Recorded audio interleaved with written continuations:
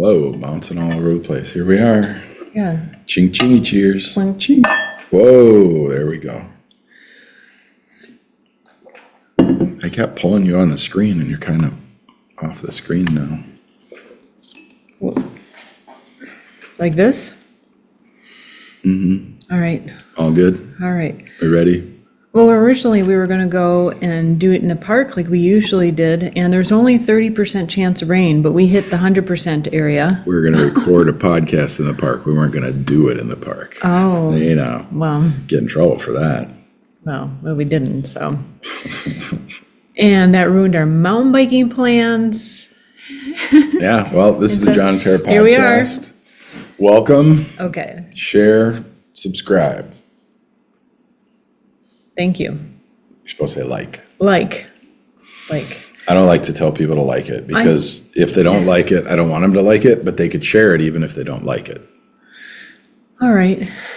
Well, there's kind of an awkward start to an awkward start of the podcast. It's all awkward. Anyways, and there's Maggie in the background. You can't see her, but she's in her bed.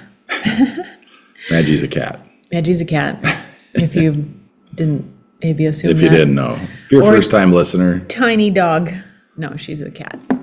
She is a tortie. Long-time listener, first-time subscriber, something like that. Yeah. So this is I've been doing the Wifey Wake Up podcast with no makeup, Wifey Wake Up, no makeup. Mm-hmm. And this is just powder and lip stuff. And so I'm getting okay with being very minimal or no makeup. Get the jelly off my hand? I know you want me to lick it. Or is it still there? No, it's good enough. Okay. This is me with no jelly. Still delicious. I had some sourdough toast with sourdough bread that I toasted with your homemade strawberry rhubarb jelly. I ate the last of it. I have more rhubarb, so when we get those strawberries in a couple weeks, I can make more and not burn it this time. I did burn that one. It very quickly stepped out of the kitchen for a few minutes and started I like getting toasted crispy. jelly. Do you? Yeah. You don't like just toast and jelly? You like toasted jelly? Toasted jelly, yeah. So should we do our first review? Well, it's not our first review, but one for this podcast. Yeah. I figure we call it review roulette. Review roulette. Yes. Why? Because I'm on Sadia's psychology because we kind of both like some of the stuff she talks about, and I'm on her shorts page, and we just scroll and tap. I like that idea. So we just scroll and then tap. They have a beautiful plan for. But they don't open up. They have no plans of commitment or future, but they don't quite leave. And every time their partner wants more commitment, they get furious and like, oh, you want so much from me. But when their partner then goes to leave, then they go running back and say, no, don't leave me. But I promise I'll. And this is known as an avoidant attachment. Some of the symptoms is they don't like labels. They don't like commitment. They tend to lose sexual desire for their partner. They exaggerate how much they enjoyed their independence and their single life. They usually have an ex that they kind of glorify and put on a pedestal and say, that was the love of my life. I'm never going to find someone like that. Now, every time their partner wants more emotions from them, they deem their partner as being too clingy. And that makes them either completely shut down, where they give them the silent treatment. The partner ends up just settling for less and just trying to get them to talk to them again. So they forget about what the fight was about and just want them to talk to them again. So they end up just getting their way. Sounds familiar. If this sounds like you, then you have, but they don't open up. Go ahead. Would you like to speak? I have no idea what that is. Okay, so avoidant attachment is one of the. It's not parenting styles. It's your reaction to how you were parented, and it could be the primary caregiver in your life. And so most people were raised by parents or a parent, but it could also be if you're raised by a grandparent. It could be it's a reaction to how they treated you, and so. Look it up. It's super fascinating. And so the avoidant attachment is their attachment styles. And so like if someone is super clingy, that's an attachment style. If someone's avoidant attachment, that's what she's describing. There's also ambivalent attachment. So someone's clingy for a little while, and then they're the avoidant style. There's maybe, I think, like 4 or 5 different styles. Of course there is. Yeah, but it makes a lot of sense, because if you're ever like, opposites tend to attract to each other. And then of course there's the healthy attachment, which is you're okay being alone for a while, you're okay being together. And this came about, was it the 70s or 80s? I forget the name of the psychologist who did the studies. It was a woman who did these studies with, I don't even think they were toddlers. I think they were infants, and their primary caregivers. And what they would do is they would observe the infants when they would take the primary caregiver would leave the room. They would observe how the child reacted when they left, and also when they came back. And so how the child reacted, like, were they super clingy and crying when the parent left? I'll just say parent, caregiver. Or when they came back, how did they react? Were they super clingy, or did they just ignore them? Did they ignore them on both leaving and coming back? And so I think it's beyond hypothesis. I think it is. That would have been me. I would have ignored it. I didn't cry in the hospital after I was born. Well, there's a difference between like just being ambivalent, like you ignore when your parent left and then you ignored when they came back, or if you're like, oh, there goes mom, I feel okay, and she'll come back. I was aware, yeah. And then, oh, there's mom again. Hey mom, look, like a little tyke would, just acknowledge, right? But not be overly anxious or just plain old ignore them. So it's super, super interesting, and it definitely reflects like how people are in their primary relationships as well. And I think animals, I think I noticed it. Remember Starry, my previous cat? I mean, you knew she was my previous cat, but... I do remember Starry, your previous cat. Yes. Well, I would come home for a while. I started, when we moved here several years ago, we have a stairway as our entryway. And at the bottom, I go, Starry, Starry. And then she would come, meow, meow, meow, meow, meow, meow, meow, meow. And she'd be at the top of the stairs, meow, meow, meow, meow, meow, meow, meow. And she was very anxious. And then it occurred to me one day, and you were making her anxious. I was, yeah. And it was around the time that I learned about this attachment style that it hit me. I'm like, I'm making my cat anxious because I'm doing that. Like, she was actually okay. She was not like that previously, right? And so I actually stopped doing that, and eventually she stopped doing that as well. And I think it was a lot healthier for her even, so. When you stopped making her anxious, it was healthier for her. I think so, nice. Personally. Good. But did you ever, like, you have had more of a dating experience and life experience than I've had. I've certainly had what I would say kind of more attached relationships. Well, they talked about creating problems, right? The person creates a problem and then they separate, but then they want to come back, or they, I mean, I never played those games. Well, and a healthy person won't, like, they'll recognize that. But if you have another person that's kind of, especially if they're ambivalent attached, they will keep going back and forth, like a ping pong game. Yeah, I've dated or had been in relationships where the woman pulls you in, and the closer you get, the harder she pushes you away.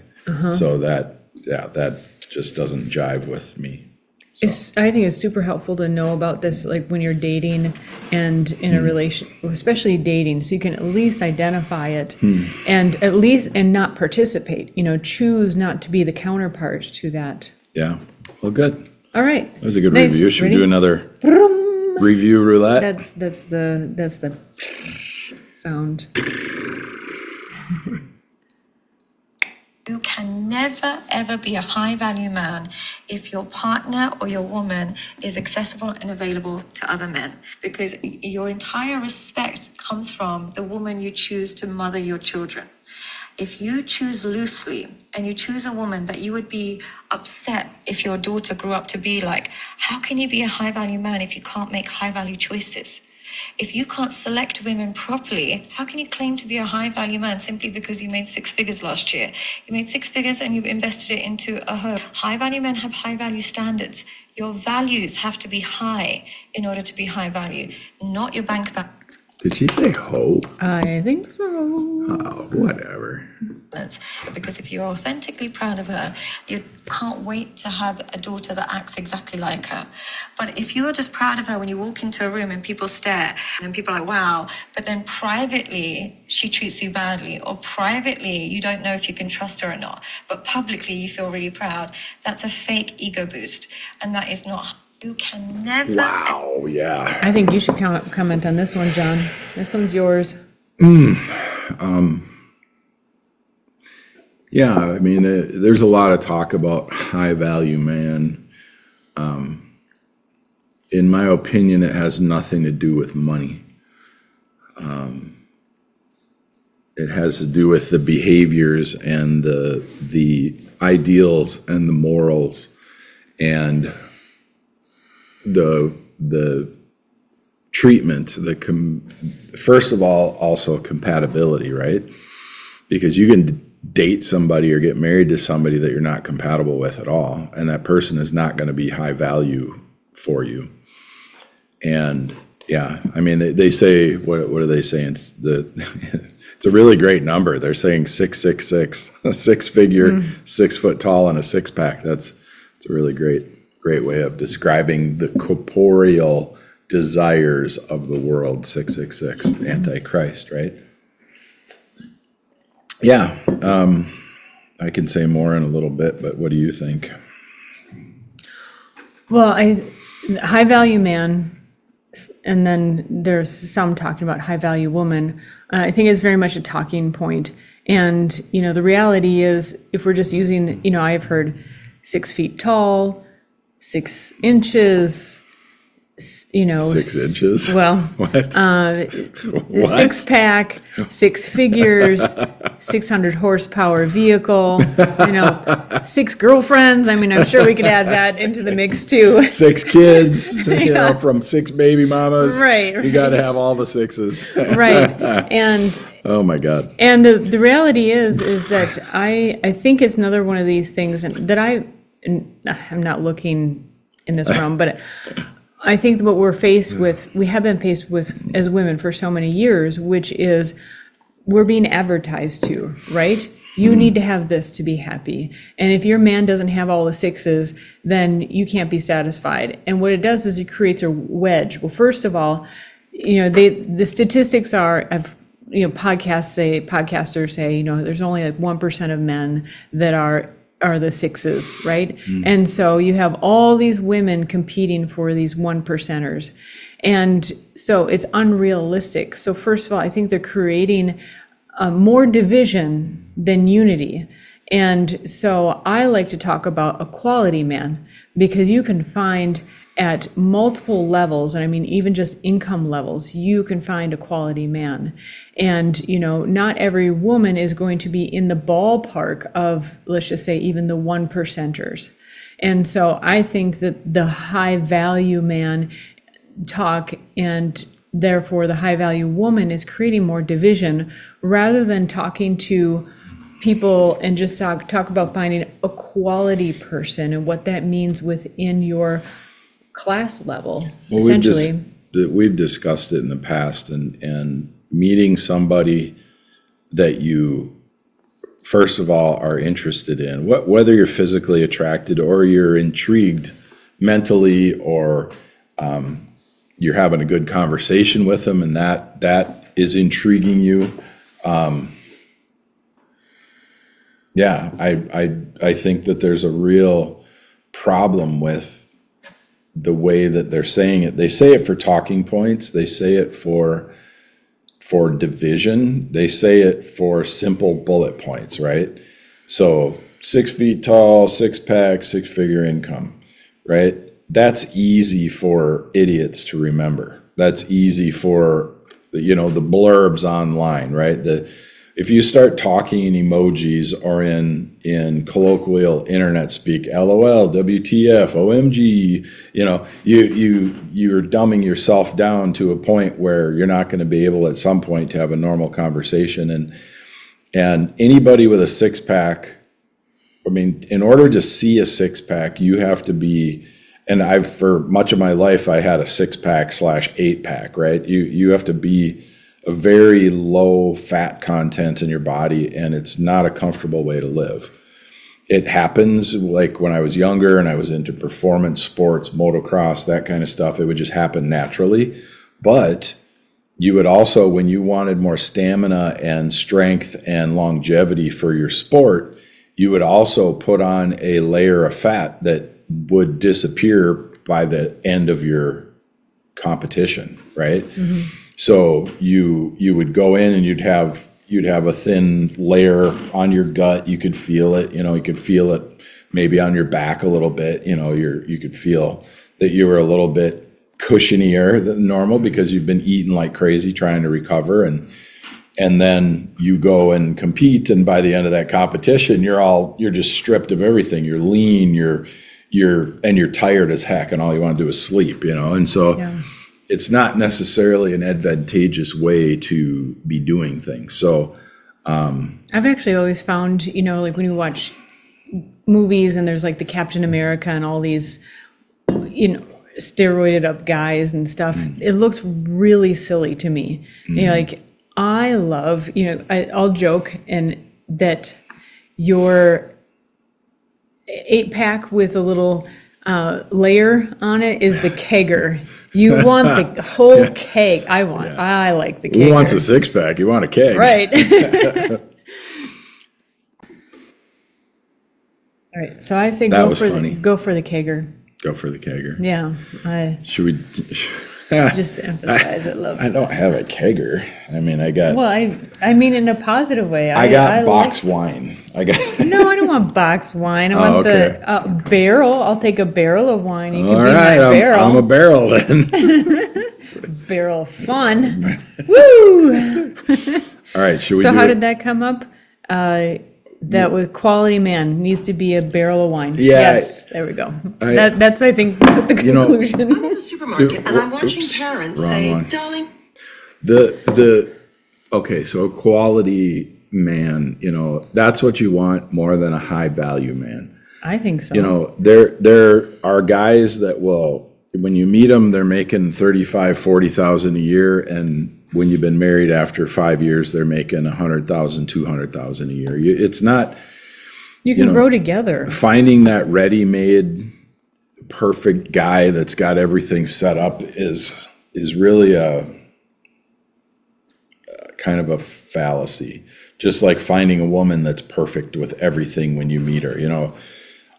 I would rather find someone that has quite a few what we might call faults and grow with them and learn about them and change and grow with each other. You want a fixer-upper? Is that what you're saying? Well, you were.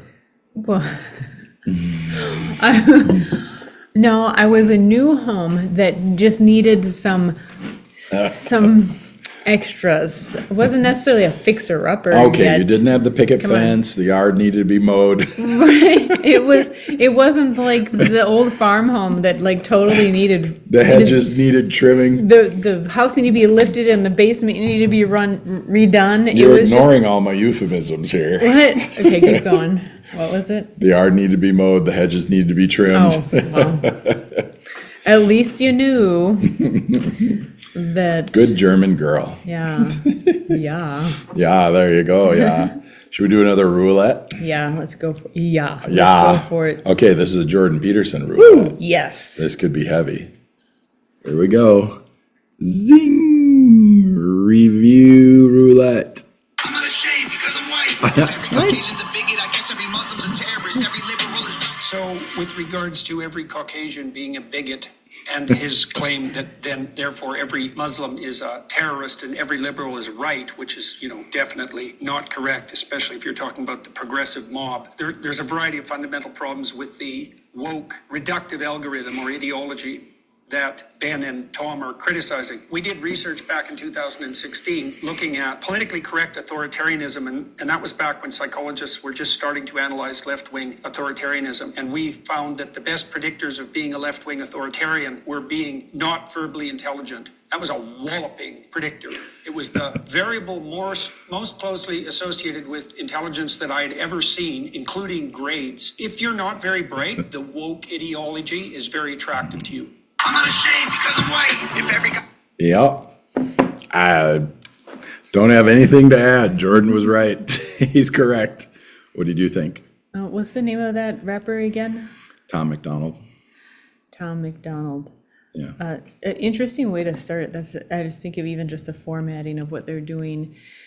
But he concluded on the extreme wokeness and verbal acuity, right? Was it verbal acuity?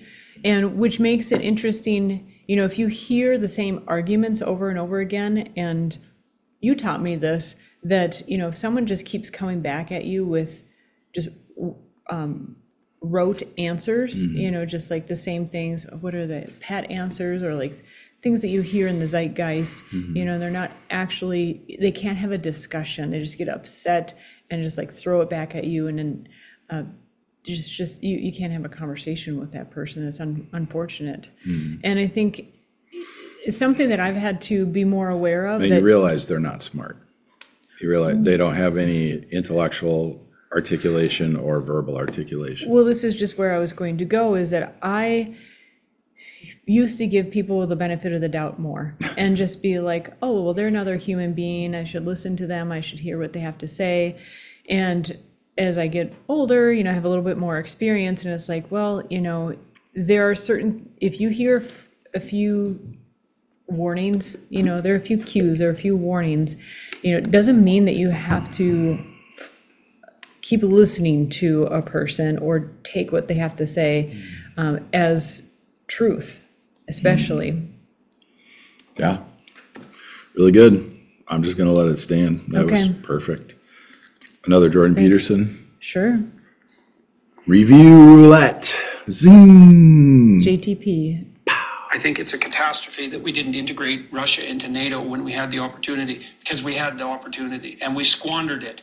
And that was a big mistake, and God only knows what we're going to pay for that. I'm very nervous about the fall because the food front looks dismal. The best projections I've encountered suggest that 150 million people will be hungry by the fall, and that'll mean mass migration into Europe, minimum, apart from the deaths, which fall particularly heavily on children. We've got a mess on our hands. I think it's a catastrophe. I think that was actually over a year ago. He's not talking about this coming fall, because it was, or a year prior when there was the fuel shortage, or the pipelines being cut off to Germany. It has been delayed, though. Okay. There's more processing plants and more chicken egg farms burning down. So anyway, I agree. I don't think we can do Jordan Peterson because there's nothing to discuss. He's correct about everything. Well, I will add something. A while back, I was listening to like a history podcast or something like that. And I remember reading something by George Washington warning against becoming allianced with other countries.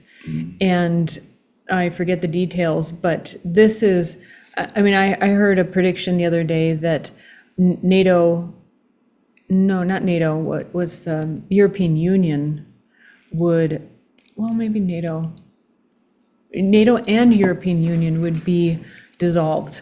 It was actually an astrological prediction. But there's, anyway, so you don't want to add anything? Do you? Okay. It's a little too political for my I see. taste for our podcast. Yeah, true. We don't talk too much about that stuff. Just between us, then we really.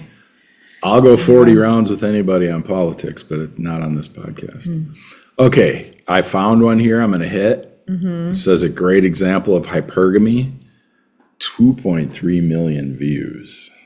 Let's see what it says. Okay. Just so you guys know, we have not listened to any of these. We're just going We're going right now and raw. A few years ago, I thought that I had it all, and there was something missing from my life.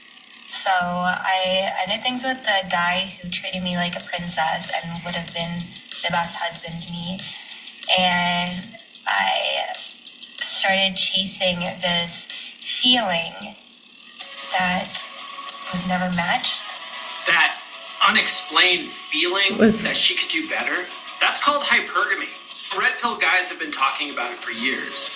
It's the woman's biological need to always look for the best possible mate she can find. A lot of women are always looking to trade up. It's biology, it's psychology, it's in their DNA, it's science. It's also one of the reasons why a lot of modern women will never be truly happy. A few years. You get to comment. Tara. John. Tara. Go ahead. You trying to trade up? There's no trading up. Okay, so I will comment. I thought about this the other day in that, there's always a wealthier guy, right? Until there's the wealthiest guy. But it's not just that for women. What I thought the other day, because I'm going to podcast about this at some point here too. I actually decided to stay with you after our divorce. And after our bankruptcy. After our bankruptcy. Hey everybody, we got divorced and we're still together. That was a real weird That slip. was what they call a Freudian slip. Yeah. So you considered divorce during our bankruptcy. I didn't consider am I going to divorce him? It was more like, what if I thought of that as an option? Because I wasn't like in or out, in or out, in or out. It was more like, so I was actually doing the Jordan Peterson future authoring program. I did the past. Self-assessment. It's a program. Oh. And you assess your past, you write about yourself in your current state, and then you project into the future. So it's more in this sense. It wasn't like, am I going to or am I not? It's like, it's very specific. What would happen if? Or Right. where would you be if? What would your future look like if you took that route or this route? Or, if you could build the best possible future for yourself, what would that look like? And that was not without you. My best possible future, in my opinion, was with you still. And I felt that, I'll go into that in a podcast at some point on a wifey school. And so hypergamy, I don't think is purely, there are some women who are, quote, gold diggers, right? Who are always going for the next wealthiest guy or guy that will at least buy her stuff. Well, but for fulfillment, I think there is a certain match of that he provides enough so that, and I think it's a scale, right? I think a lot of it is a scale, like what level of economics were you raised with, and what is that much more. And then, but what I was getting at with you is I actually consciously contemplated this. It's also like fulfillment as a couple. And Dr. Phil said it the other day. He's like, couples need two things to be successful for their marriage. Are their needs getting met? And I think the other one was more like, just being heard and having that good interaction. And you're excellent at that, which is, you're very, not just there, maybe I'm very needy and you're just very responsive and we match up, going back to attachment styles, but you really fulfill a lot of like the emotional. You're not avoidant attachment, you're attachment. No, I tend towards a little bit of avoidant kind of style with other people. Well, I see it with you out in the world. With me, it's different. with you is different because you're like, get back here. She pulls at me. Here, let me make it short. Go ahead. So women that trade up because of money or anything like that, or because of better situation, are whores. And the reason that is because they probably at that point where they are looking to trade up, they have been kind of through the ringer. They put themselves through the ringer because they've been with enough men that they've chemically and biologically positioned themselves. They've created a disposition where they cannot attach, where they cannot, it's not for better, for worse. It's not for richer, for poorer. It's for richer, better, and in health.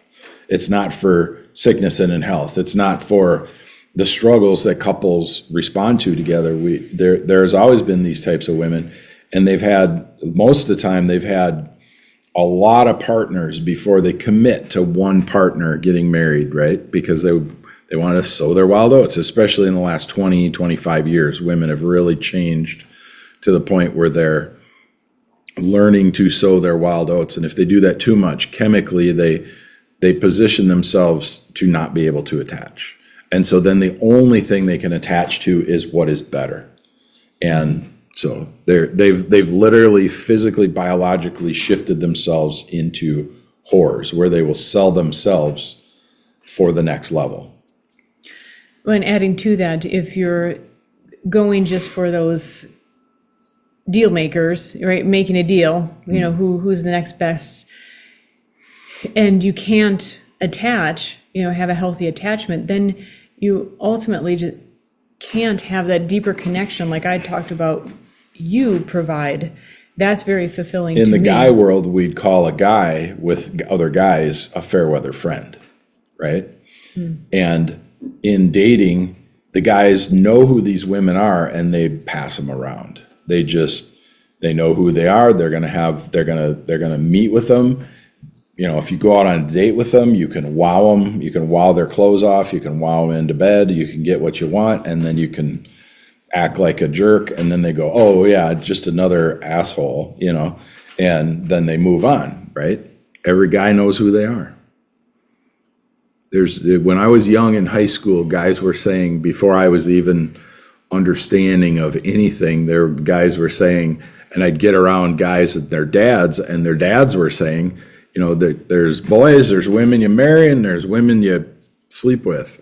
And if you haven't figured it out yet, you'll figure it out pretty quick, you know, and then guys would talk, right?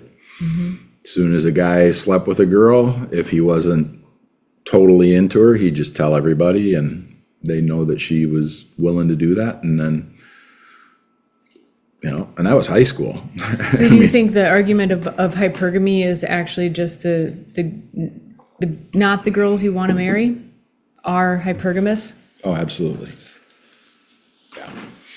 They're never going to be happy. I mean, where do you stop? You can't get to the world's richest man because that changes too. I mean, you're just going to change guys when you're with the world's richest man, and then 2 months later, this other guy is the world's richest man. I mean, you know, it's not about money. It's a problem inside of the human being. Yeah, that makes sense. Just like a guy that cheats, it's not about sex. It's more, a guy that cheats is more along the lines of a guy that rapes. So a guy that rapes is not raping for sex. A guy that cheats is not cheating for sex. It's some sort of psychological freedom or control or dominance or hate. You know, he might hate his spouse, and so he cheats. You know, it's kind of like, hey, you know, I can do what I want. I'm going to do whatever I want to you, whether I'm telling you or not. You know, that's like a guy that rapes. And so I would equate it that way. You know, if a guy was telling me he was cheating, I'd say to him, I'd say, you're just like a rapist, you know, because you're with your wife, you're saying to her face you love her, but you're cheating, or you're staying with her for whatever reason. So you're in such a conflicted position that your psyche is not going to be correct. That's why I don't have friends like that, right? Some guy groups might high five each other for that, but they're all like that. You know, they're all that way. You can't have a group of guys with such disparate psychologies, they just won't mesh. They don't get along. Mm-hmm. Yeah. So there's a couple of shorts. Yeah, that's good. Those are powerful ones. Got the 6-shooters out on this one. Yeah. Should we do another one? All right. Yeah. Should we find another one? Whoa, hey, that chick needs to be quiet. Let's see. Ooh, I'm in the red pill space. What up? Let's see. Well, I need a short, not that. Go into shorts. You're in awe. There we go. Oh, here. Oh, geez. Should we do a red pill review roulette? Okay. Sing. I don't even know. I know a fair amount of conservative women. I have never in my life gotten this collection of conservative women who are like, I really like dating red pill guys. Like, they really have it figured out. I love their approach to relationships. I like the way I get treated. I have never heard them in my life. I have gotten a lot of emails from women that are like, oh my God, I'm worried this guy said something in a date and he listens to Andrew Tate. You'll never hear it in any of these conservative women communities. I don't know if you're in it. I don't believe you heard it. Even if you tell me you have. Where these women are like, oh yeah, these red pill guys, like, they're so good to date. I love dating them so much. All of them seem like men that are who hurt you types. All of them seem like they're carrying baggage. A lot of them seem like they have issues because of the communities that they come from. And then when you listen to them talk about women, it feels like it's so much contempt. These single moms, these sluts and OnlyFans girls taking advantage of everything. I don't see like these respectful communities of men who are like, yeah, like, I'm a guy, I work really hard, take care of my body, I take care of my stuff, and I'm trying to get in a relationship. It's always so much more contemptuous than I know a fair amount. So that's Destiny. I know who that is. Oh, that's Destiny. And he brought up Tate. Apparently you can't say who was, so because they're on YouTube is blocking more stuff. Most people that are famous on the internet are part of a circus sideshow. It's well, you saw he had blue hair, right? Mm-hmm. And he mentioned Andrew Tate, and Andrew is like a sideshow act also. And you got to say these crazy things. Like I just said a little bit ago, here, I'll make a short for you. I'll make a reel, a clip or whatever, right? Mm-hmm. You got to say something drastic and you got to be controversial. Ooh, and you got to. John. Well, I'm telling the truth. Okay. And Tate will say he's telling the truth, and Destiny will say he's telling the truth. And Rogan will say he's telling the truth. And Jordan Peterson will say he's telling the truth. And the reason the truth does sound extreme because it is. The truth is extreme.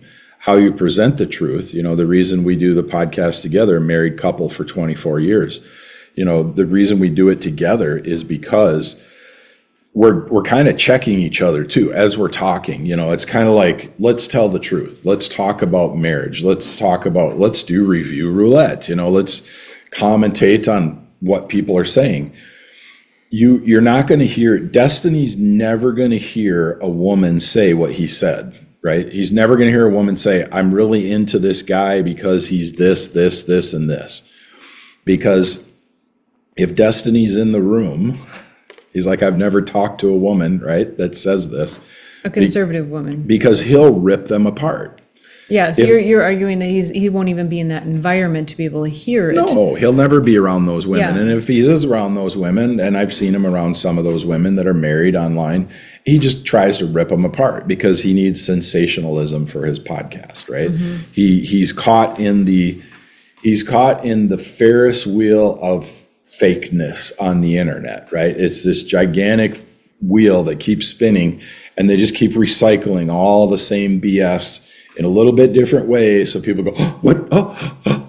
And I got to listen to that. I got to listen to that. I got to listen to that. And they're filling your mind with gobbledygook, And the reason he did blue hair is so you can see him, so you can tell. He doesn't have blue hair anymore. He's had blue hair and purplish hair, and and it's like,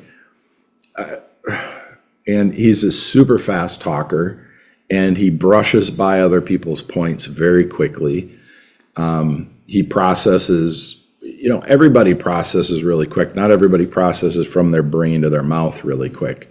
And he processes a little too fast where his mouth gets ahead of him, and because he doesn't acknowledge certain things properly, even when he's in discussions, and really takes away from his own credibility.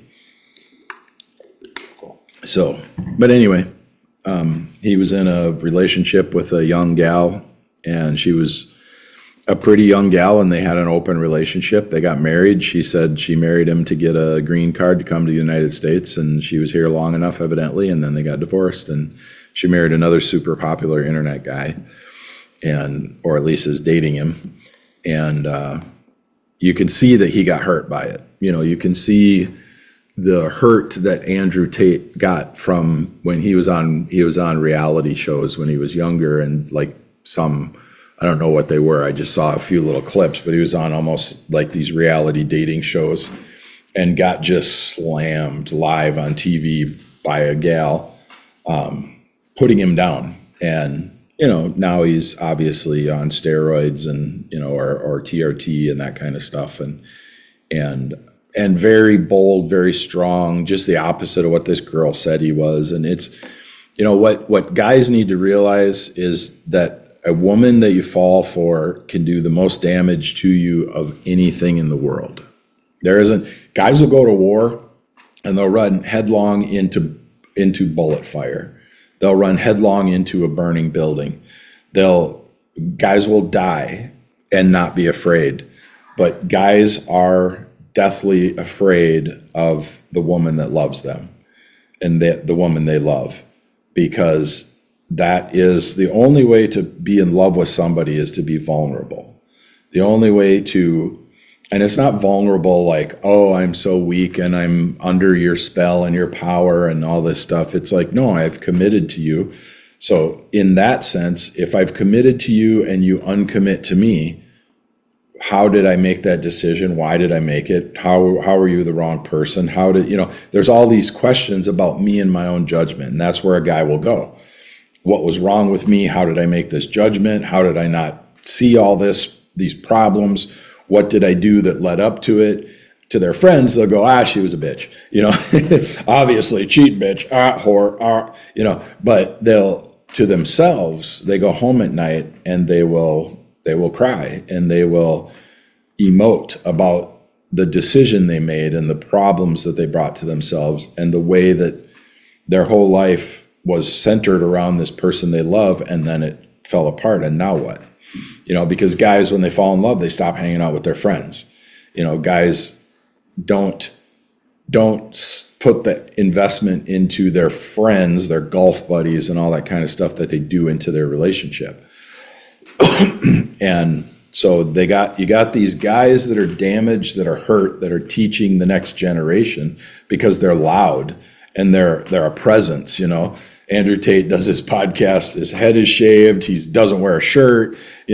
Destiny does his podcast with blue hair and talking a mile a minute and putting everybody down and laughing about everything loudly and ha ha ha. And it's like, these people who are damaged are teaching the world, and that has never happened in our society before. A lot of teaching did come from the radio, did come from the television, but came from the churches, the school systems, the community organizations, the processes in your township, the local community, your family. That's where you learned all these things. Now people are learning online from the most damaged people, and we have to be very careful. Word to my brothers from another mother, be careful who you listen to. Be careful the sources that you're getting your information from. These guys that say they have a lot of money, that say they have fast cars, that say they travel the world and get on jets and do all this stuff.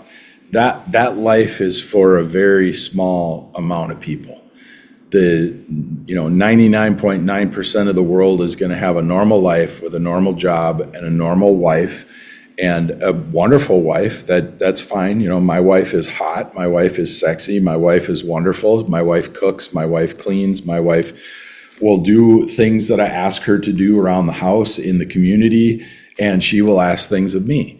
To think that I'm the boss of my wife. Now, if it comes down to it and I have to protect her, if I tell her to get in the car, if I tell her to go into the building, if I tell her to call 911, she's going to listen to me. If I tell her to give me the handgun out of her purse, she's going to listen to me. If I tell her to hand me her knife, she's going to listen to me. And in a dire situation. Why am I carrying the gun and the knife? Well, you know. Where are yours? You know, it's there's so many gives and takes. There's so many compromises. There's so many collaborations that happen in your life, in your marriage, in your relationships. There is no boss. It doesn't matter who makes more money. It matters actually more who has more life experience. It matters more who is willing to take on the responsibility of the decisions. And traditionally, that's the role of the man. When you make a decision and the shit hits the fan, you got to take the responsibility to take care of what happens.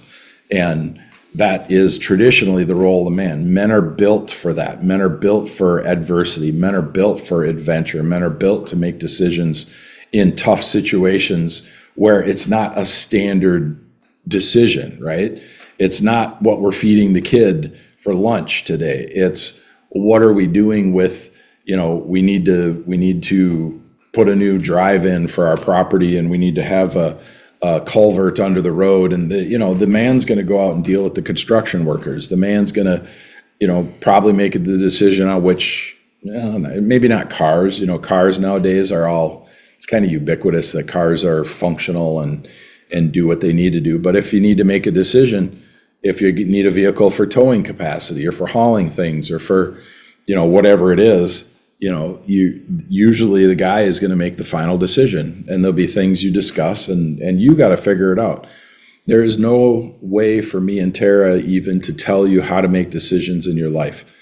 We can tell you the things that we've done, like we have on this podcast. We can talk to you about the decisions, when we bought a house, when we got a kitten, when we decide to go on a trip to Brazil, how much money to spend, when we get a new car, when we buy a tractor, when we, whatever it is, if I'm going to start a new company, or if Tara's going to get a job or not, or start a different aspect of her company, that type of thing. There's so many decisions to make, and none of these guys online telling you to be the super boss and tell your woman to go make a sandwich are giving you good advice.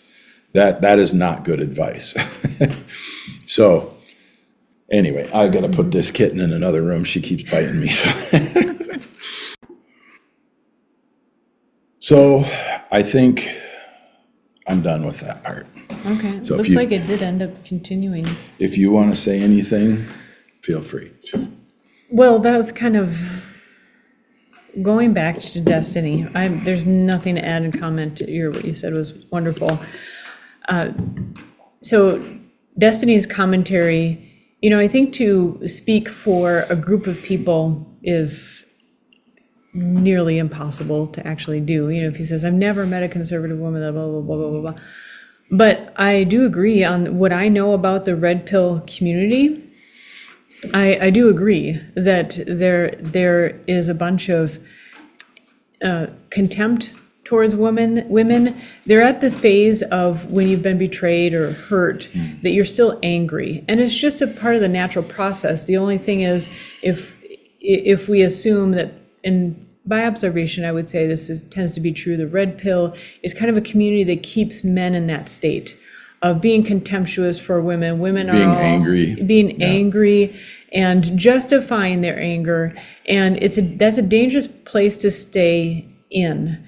And just for your own well-being, you want to move on. Whether you're just like, I'm ready to date again or whatever, it's just, a healthy part of the process. And a lot of these people are in large cities. We're in a small town. There are other problems in a small town, but in the big city, there's the club scenes. There's all these things. In the small town, there might be a barn dance or a bowling alley, but there's not a club scene. And the behaviors are different. And so, yeah, you're right. Speaking on, you can't say all women, you can't say all men. There's bad people no matter where you go. There's people that will use people. There's people that are doing the wrong thing. There's people that are not just subtly not doing the right thing. And that's a problem too. You always do the right thing. You always tell the truth. You always make sure that if you're leading people, you're leading them in as an environment into a better position, into a good place. And then, things are still going to happen. No matter how well you're doing everything, like we say, in our marriage, when things are going well, it's still difficult. Life is difficult, even when everything is going well. So what I was going to get at also is, you're kind of coaching the guys, be careful who you're listening to. But in general, also just for people, knowing where you want to go. So going back to my comment about I decided not to divorce you after our bankruptcy, and it was, doing Jordan Peterson's future authoring, basically, which path do I want to take, and foreseeing yourself taking those paths. And similarly, I think it's very natural. If you've been betrayed, if you had a bad breakup, you're going to be angry, you're going to grieve, and so forth. But being careful who you listen to, because are they keeping you in that anger stage that you want to... But did you really decide not to divorce me? Because I decided not to divorce you today. Right. I decided to continue make with the best you of the situation. Yes, and work towards our future together. And that goes to prove my point about, men or women being careful who you listen to. And I've had to be very careful. That was a time where I was being very careful. I'm like, I think I can listen to Jordan, right?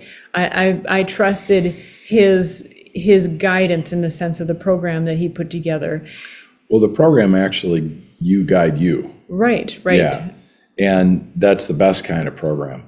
And it's not that, I think the divorce word got brought up because my attorney said, how are you and Tara doing? And I said, we're doing fine. Why do you ask? And he goes, well, I've never done a bankruptcy where the couple didn't get divorced. And so that's probably where that conversation came from, that you stayed with me, and then it turned into, I decided not to divorce you. Well, it wasn't, I don't think it actually was a true thought in your mind. I think you were struggling with, what do we do now? How did we get into this position? How did we make these decisions? And there was extenuating circumstances with a bank that was closing down loans on multiple businesses, and we were in that group. And I found out later that bank did that to hundreds of other businesses, and it was called Associated Bank, by the way, and they're based out of Wisconsin. And they were just a little too big for our company, and that's what all the other small businesses found out, that bank is too big, and when they need to make a change, they just make a sweeping change, and they don't care. And only business owners know this kind of thing, that banks are extremely unreliable, and you've got to cover your own bases. And as a business owner, you learn that kind of thing. And sometimes you learn the hard way. So it was at that time I was being very particularly careful of who I was listening to, and even my own thoughts. That's the beauty, I think, of the future authoring program, is it causes you to put down your own thoughts and construct what would the best possible looking future look like to you, and what can you do. It wasn't about what can I get you to do, what are we going to do, it's what am I going to do in that situation to get to what I think is my best possible future. And that, in my mind, was still with you, and it got me thinking about... I have never in my life... Sorry, it's hard to get Destiny to be quiet. And I think that's important to think about. I think the red pill community can help wake up some people, but there was even this point in life for me when I was going through difficulties with my family, and it was actually a very good realization when I got tired of hearing my own self tell the story and complain. I got tired of telling the story. It was like, I'm at a new point. Good, I can move on. Yeah, so Jordan Peterson's self-authoring program helped you in many ways. It helped you across the board for your business decisions, for marriage decisions, for personal decisions, for that type of thing. And I think that's great.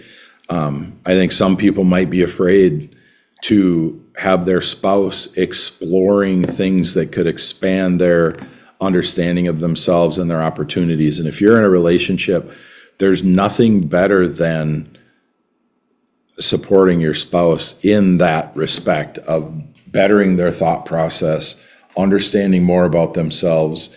Because if they are truly love you, you're just going to become more center to their universe. If they don't love you, they may go the other direction. And that's a gift also. If you're with somebody that doesn't truly love you and they leave you, let them go. You know, that's a gift. They want to leave. Good. Let them go. You know, you don't, I mean, what do you want to tie them up in the basement? I mean, you can't keep somebody that doesn't want to be with you anyway. So we talked about it a little bit in the last podcast. That's always been my mentality. You know, I've had employees over the years, as soon as they say or look like they don't want to do what they're doing, I sit them down and talk to them and I say, it seems like you want to do something else. And they go, yeah, kind of. And I go, well, I'm going to free you up. I'm going to help you. You need to do something different because you are acting like you need to do something different. And I will literally just push them so that they go do it. And everybody that I've done that with has called me back and thanked me. They were like, you know, I would never have done that because of this, because I had to have this income, and you kicked me out of the nest. You pushed me in the right direction. You helped me realize that I wanted to go do something different. And, you know, great. You know, that's why would you want to work with somebody that doesn't want to work with you? Why do you want to be married to somebody that doesn't want to be married to you? You have to make those decisions for the person so that you don't torture yourself and they don't torture you if they're not making the decision themselves. Yeah. I'm going to do another roulette. Yeah. All right. This is another red pill roulette. Here we go. Zing. Ooh. Hire, slow, fire, fast. Oh, it's Rich. So take your time getting to know and inviting somebody into your life. And when you identify that they're a problem, cut them off fast. That's it. No fucking around. That's hey, watch your language, Rich. You know, The Apprentice, the Cobra, you're fired. Get the fuck out of here. You know, Rich, watch your language. He is saying what I just said, except he said it a little bit more crudely. Well, you were saying the opposite sense of also helping them. Like if they look like they're heading out, you know, obvious, different kind of scenarios, right? Maybe. Sure. Maybe. I don't know. I don't know. I didn't know what you try to me, and I'm like, no. I know I'm not going anywhere. You're like clingy. Yeah. I mean, you like it. You're attracted. You're doing some kind of martial arts. I do tricky stuff. It looks like. You're like, go away, and I'm like, no, I'm right here. And you're like, no, I didn't want you to go away. I'm glad this is all on video. I have it recorded now. No bruises. You've been touching me. All open hands. Open hands. Isn't that the rule? Okay, well, got anything to say about what Rich said? From what I've learned in business too, I've seen it more in business. I think, yes, get to know people. I mean, I've set protocols in my business where we vet people coming in, and it observe carefully. I think even while you're a handshake kind of guy, I think and we've done a lot of handshake type of deals. I think putting out like a contract or putting out the terms is important, because you'll find how people react, and then you'll find out what kind of person they are. That works really well for people that are avoidant of certain things. You know, I'm a handshake kind of guy. I do contracts when it comes to large amounts of money, but I'm a handshake kind of guy because it sets people at ease and they're willing to share, right? Put a contract in front of them. Yes, you're going to have a framework. You're going to have everything outlined perfectly. But in any kind of relationship or business relationship, if it's a business transaction, I'm going to produce X, Y, Z. You're going to pay me this much money. That's easy, right? But if I'm going to work with you for 10 years, there's so much more involved in that. I want people to feel comfortable. I want them to feel relaxed. I want them to reveal the things that they are going to do. I want them, because they will. If you get them comfortable enough, they're going to tell you what their problems are. Now you can choose to help them, because I work on people's strengths. I don't accentuate their problems. I work on their strengths. And as those strengths get stronger, the problems start getting less and less. The more these problems come up to the strengths, they're actually becoming strengths. the problems will always be there, but they'll be minimized by enhancing somebody's strengths. Well, I think what you're saying is a good comparison, because you're talking about long-term working relationships, right? Compared to just a short, quick job. And if you're looking at a long-term relationship, whether it be in business or an intimate relationship, yeah, I think there are little tests along the way, right? It doesn't have to be the shite testing as we hear about out there, but it just might be like when we were together a couple months, maybe 3 or 4 months, just a couple months. Yeah, your sister-in-law was having her baby shower. And like I think what's lost in our culture these days are the levels, the courtship process, right? I think that people have sex too soon, and so everything is on the table then, instead of, okay, well, and now is the phase that you do this, now is the phase that you do that, now is the phase that you do this. Well, when you have sex right away, you are committed on such a deep, much higher level, right, that you're now acting like you're physically entwined with this person, you're acting like you're emotionally entwined, you're acting like you're spiritually entwined, you're acting like you're going to be together for the rest of your life. You need to find out if you can be with that person before you have sex with them. Yep. I was just going to say, while you were talking about that, I have not had short-term dating. I've never gone into a dating relationship intending on it to be short-term. I've always looked at the person like, if I couldn't have a kid with this person, I shouldn't be with them.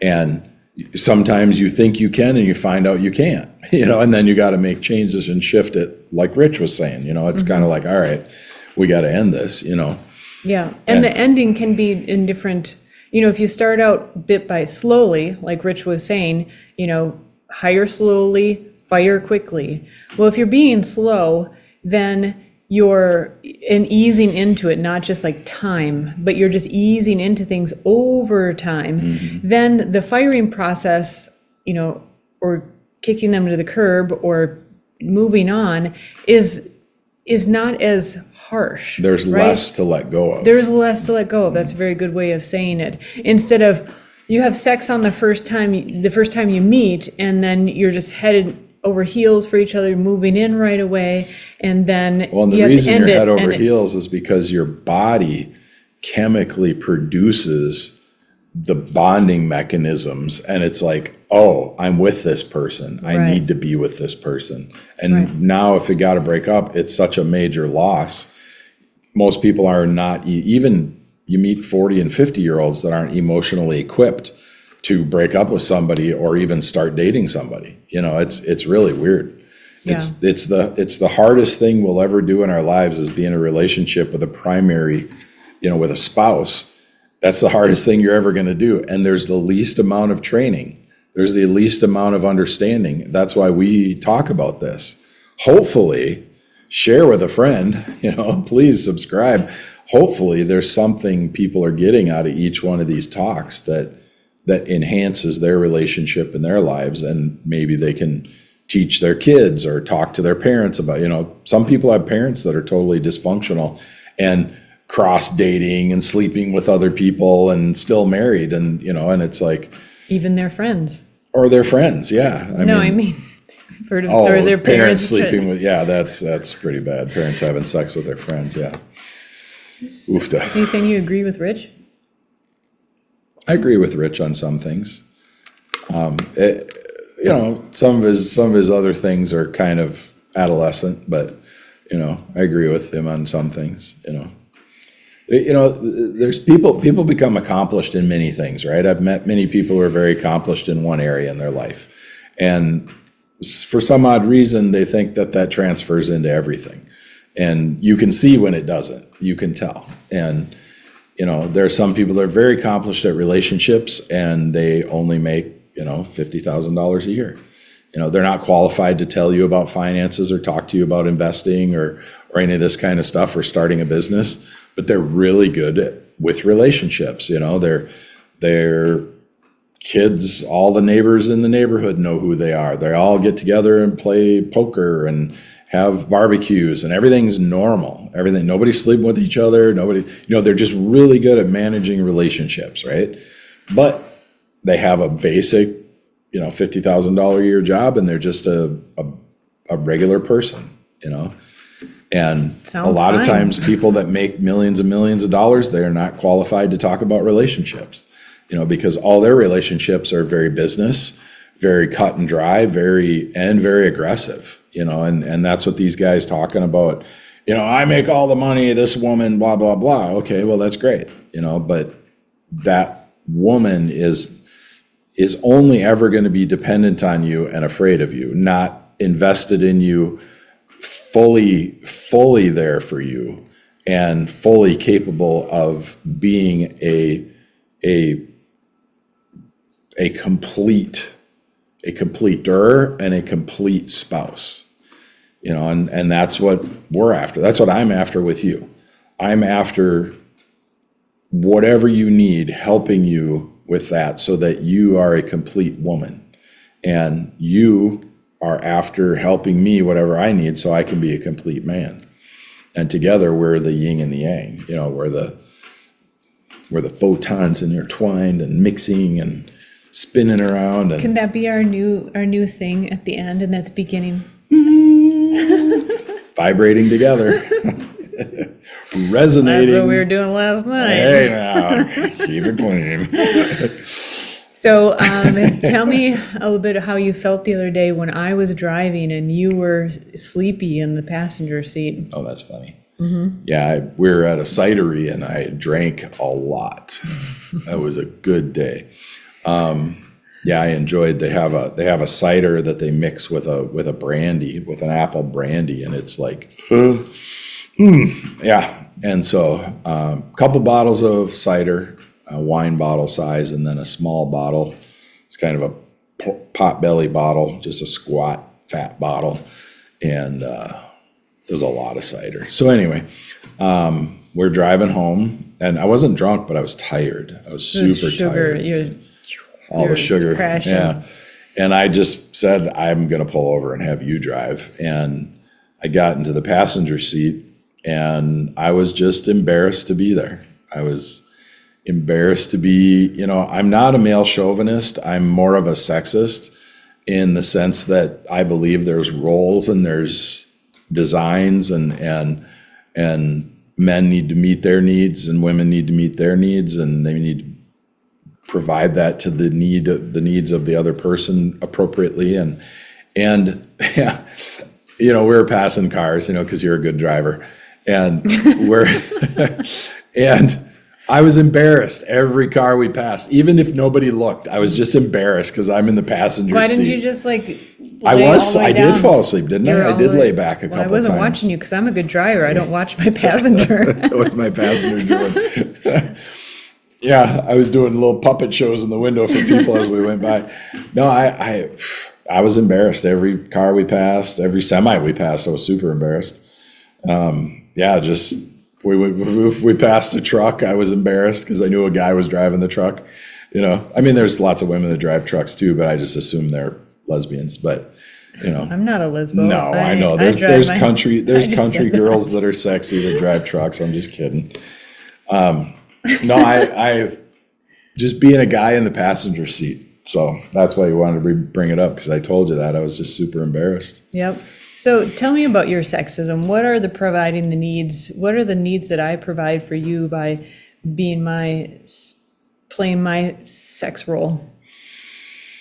Wow. Hang on, got to make my ponytail go. Oh yeah. That was not good. Oh yeah, it's the handle.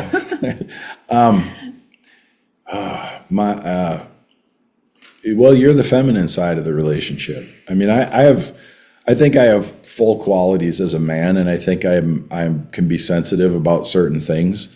You were totally sensitive about the kitty that you had to put in the room earlier. Oh well, I was just tickling her, telling her I loved her and stuff. Yeah, she's fun. She's biting me playfully, and yeah. When a kitty grows up from being a kitten that leaves deep marks in you because they don't know how strong they are and how deep their claws go in their teeth to playful biting and love bites, that's like the ultimate. She's gotten so good. Yeah, it's really great. So there's a softer side to John. kind of like when your Malinois stops biting your ball sack, it's like you're really happy when that happens. That's why we don't have a Malinois. No, I can be sensitive about things. I'm a lot more calm now that I'm over 50, and I'm what I would say that I'm more rational, but I was not irrational. I was just quick to judge and quick to say things, and that's what a young guy. I work with lots of young guys, and I think a guy that's 30 is young. So I work with younger men in that respect, and I love the aggression. I love the sense of adventure when I run into it. You don't run into it as much anymore, but I get it why the older guys I used to work with just loved when I would come around. They'd just be like, "Oh, John, what are you doing? What do you?" And I'd tell them about my new business ventures and this and that, and they're just totally into it and excited, and because I love that too. I love to see that and see young guys taking risks and doing things and trying to accomplish and building their own stuff. But I think when you are balanced, you are the balance. You're the balance in our relationship for the feminine, right? And when I'm balanced, I'm the masculine for the feminine, right? And we need both. There isn't one or the other. You don't live without the other. You don't grow without the other. When I'm out of balance, what direction do I tend to go?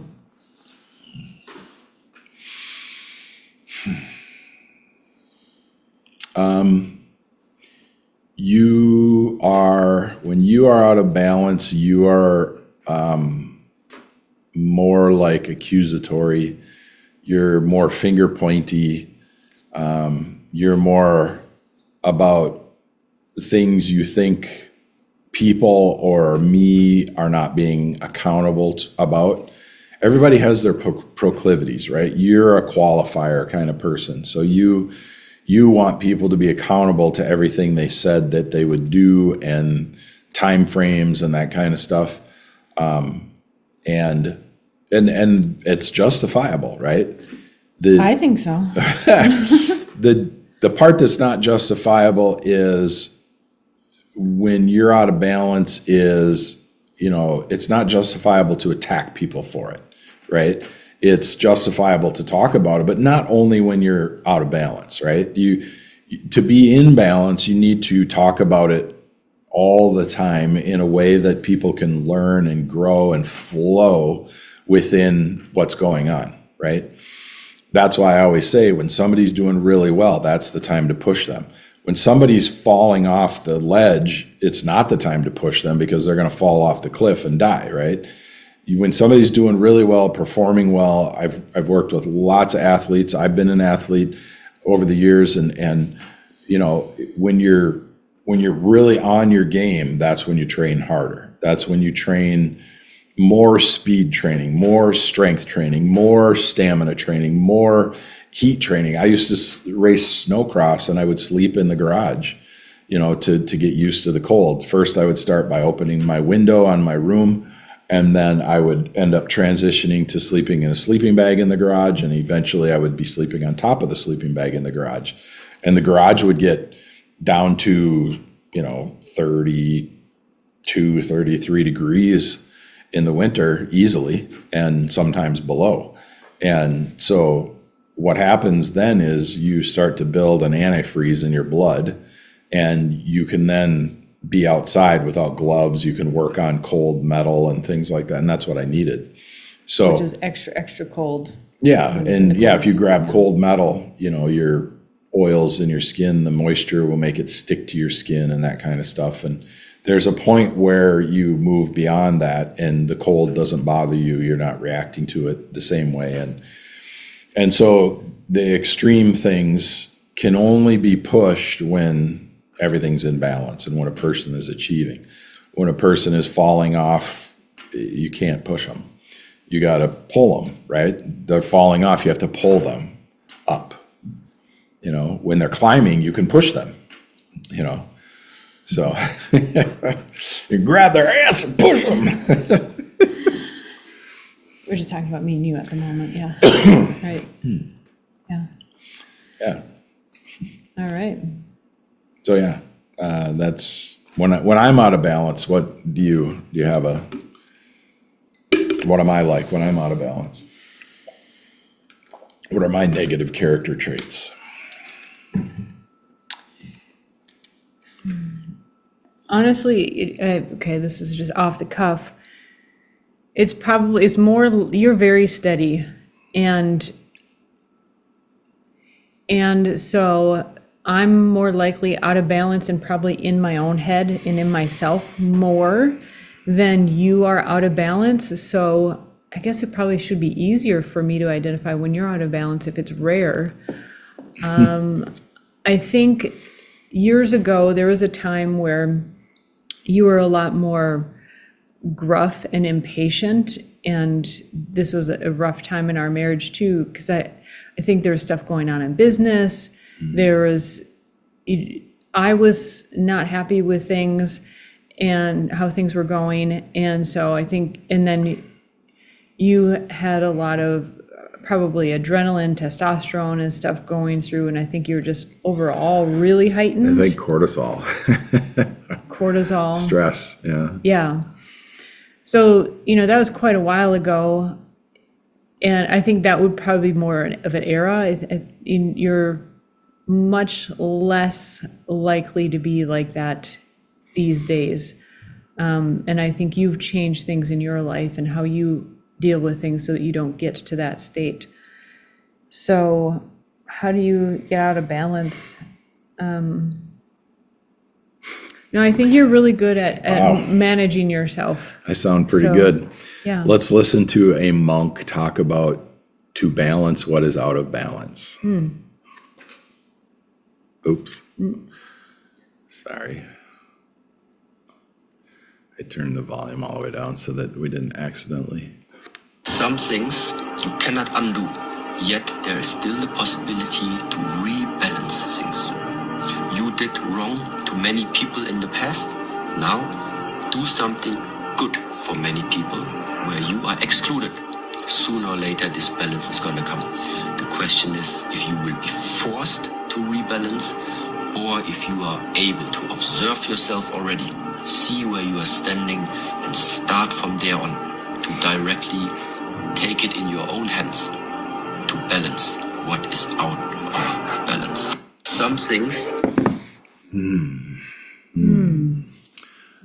I think we must shorten our words, Tara. Talk vaguely. Yes. Yes. Use nominalizations and point out what is to point at. That's good. Yes. Yes.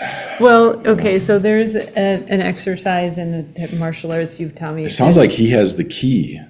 Would he be a monkey? Yes. What are we doing? Chisao. You should know. Oh, and so, this is Kali, single arm. Ubat. Oh, but it is part of Chisao. Chisao is, you can both do arms. it. Okay. Well, it'd be a different drill. This is Kali. Oh, okay. Kali single hand. You're not a very good teacher. How did I not know that? Oh, evidently your learning is faulty. Okay, so there isn't a static moment in this. No. There's always... And there's even one that I can pull there like that. So there's always movement, but there's balance in the movement, right? And so it's constantly correcting balance. Yes, so she's doing a back fist. I'm doing a deflection, which is a tan sao. Then I'm elbow rolling and doing a back fist and an eye jab. Yeah. And we're not in proper positioning, but this is good enough to kind of... It's good enough for the camera. Yeah. To demonstrate it. Yeah. Yeah, it's constant movement, constant either deflection or a repositioning or a leverage. Yeah. So this is balance in motion. It's kind of what he was saying, I guess, in all the words that he was saying. But I don't know if it's, I agree in the sense that life will present situations and kind of give you a chance to rebalance, but not always. You can always rebalance or balance for the first time. Yeah. Yeah. I don't know. That was kind of, was it too, I think maybe too abstract? I mean, it's a little vague. Yeah. A little bit. It's okay. Balance is elusive. It is. Yes. Tara, I would say that balance is elusive. But I think like the demonstration is that there's balance in it's not static. It's a continual Well, with our movement. arms in these positions, it doesn't look like there's any, you have so many shapes that we were doing. Yeah. We could feel the balance. We could feel the connection and the off-centeredness or the centeredness, which is balance, right? But it doesn't look like there's any type of balance going on. Right. Yeah. So it sounded like he was talking about the extremes, but really you can have, like you said, balance is elusive, right? Even a ballerina who looks like she's perfectly balanced on her point on her toe, yeah. There's constant, tiny rebalancing. Adjustments, going on. Yeah. Stabilizer muscles are firing constantly, even if she's not moving externally.